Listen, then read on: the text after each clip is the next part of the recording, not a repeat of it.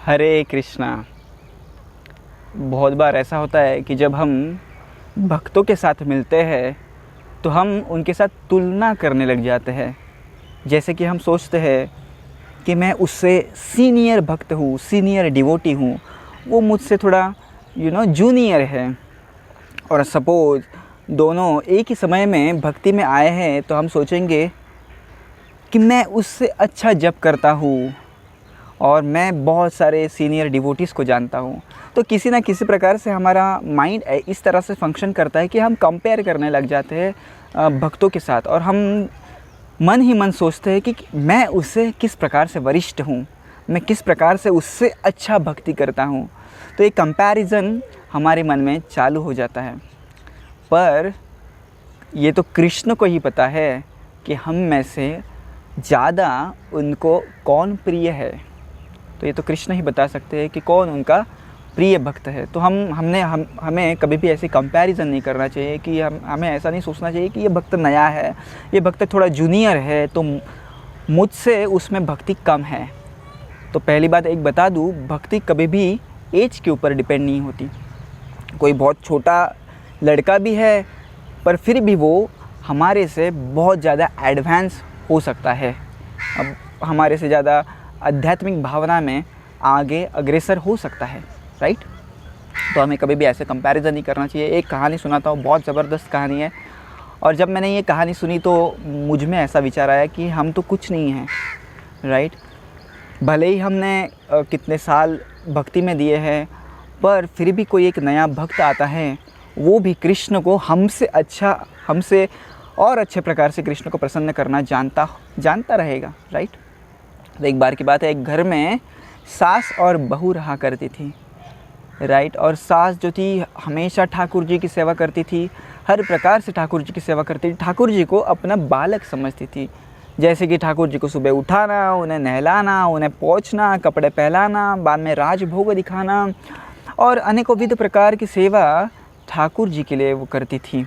एक बार की बात है, उन्हें जाना था किसी गाँव और उन्हें बहुत सारे दिन उधर व्यतीत करने थे। तो उन्होंने अपनी बहू को ये जिम्मेदारी देने की सोची, पर उनके मन में विचार आया, मेरे बहू ने तो अभी अभी भक्ति में आई है, अभी अभी जप कर रही है, तो मुझे पता नहीं वो कितनी भक्ति कर पाएगी, ठाकुर जी की सेवा कर पाएगी, मुझे तो वो बुद्धू लगती है, ऐसा उसने सोचा।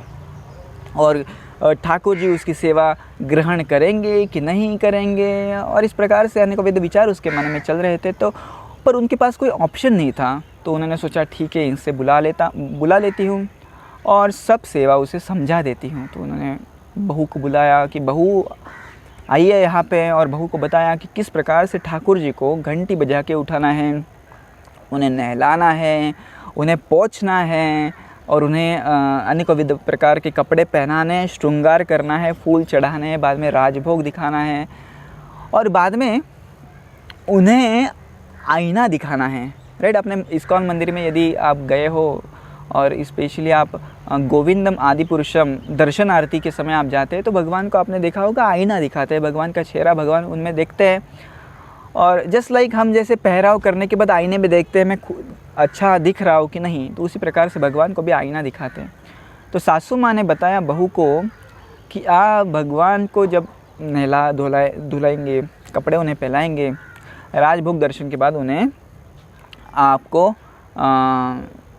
आईना दिखाना है, राइट। और आईना में भगवान जब हंसेंगे तो बाद में आप आगे वाले जो भी सेवा है वो करते जाइए। तो आगे वाली सेवा का भी उन्होंने पूरा लिस्ट दे दिया कि ऐसा अभी करना है, वैसे वैसे करना है, बाद में रात को भगवान को सुलाना है। So many things were there, बड़ी लंबी चौड़ी लिस्ट थी। तो बहू ने बोला जो आज्ञा माता जी, मैं पूरी कोशिश करूँगी भगवान को, ठाकुर जी को खुश करने की। और कुछ ही समय बाद जो सासू माँ थी वो दूसरे गांव चली गई और पूरी जिम्मेदारी जो थी बहू के ऊपर आ गिरी।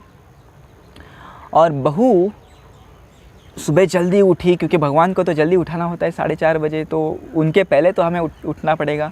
तो बहू बहुत जल्दी उठी, खुद नहाई धोई और घंटी बजा के बाल गोपाल को, ठाकुर जी को उन्होंने उठाया।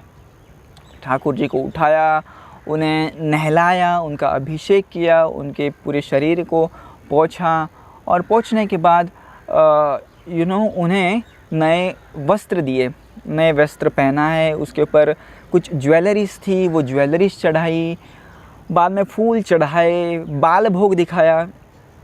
और उस बाल भोग के बाद जैसे सासू माँ ने बोला था कि आपको आईना दिखाना है, तो भगवान के सामने गई और आईना दिखाया। और सासू माँ ने एक चीज़ कही थी कि ठाकुर जी हंसेंगे खुद का चेहरा देख के। तो ये आईना दिखा रही थी, ठाकुर जी तो हंसे नहीं, उन्होंने अपनी मुस्कुराहट नहीं दिखाई। तो बहू सोचने लग गई कि मेरे सेवा में कुछ तो कमी है।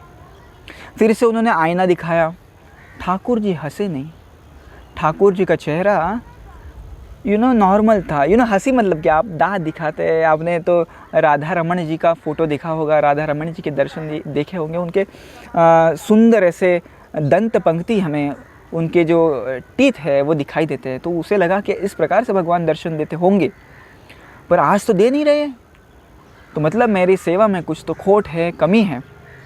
तो उसने क्या किया, ठाकुर जी को फिर से सुलाया, फिर से घंटी बजाई और ठाकुर जी को फिर से नहलाया, ठाकुर जी को फिर से नए कपड़े पहनाए, श्रृंगार किया, फूल चढ़ाए और फिर से आईना दिखाया।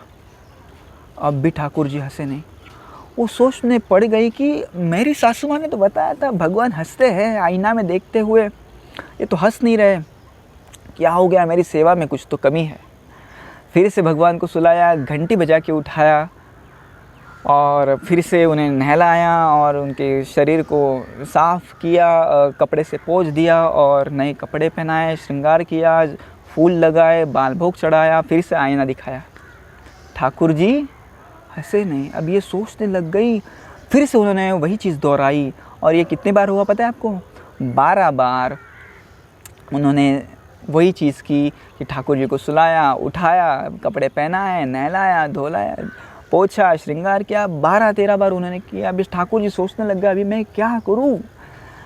यदि मैं आज अपनी हंसी नहीं दिखाऊंगा, हंस के नहीं दिखाऊंगा इसे, तो ये मुझे दिन भर पानी में रखेगी, दिन भर अभिषेक करवाएगी। उससे अच्छा मैं आईने के सामने जाके छोटी सी मुस्कुराहट दे देता हूँ।